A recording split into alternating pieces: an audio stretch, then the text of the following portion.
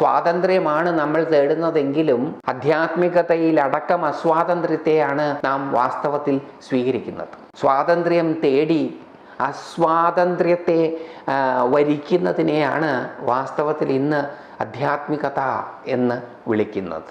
ഇത് ഈ പറയുന്ന സമ്പ്രദായം പൂർണ്ണമായ സ്വാതന്ത്ര്യത്തിലേക്കുള്ള സമ്പ്രദായമാണ്.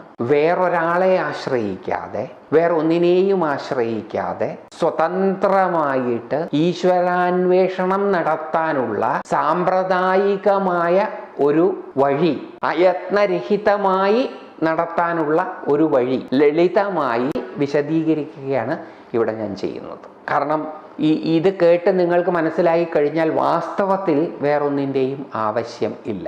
നമുക്ക് തന്നെ പരമമായ സത്യത്തെ കണ്ടെത്താൻ സാധിക്കും. കാരണം നമ്മൾ ആ പരമമായ സത്യത്തിൻ്റെ ഒരു എക്സ്റ്റൻഷൻ മാത്രമാണ്. നമുക്ക് അതിനെ കണ്ടെത്താൻ സാധിക്കും.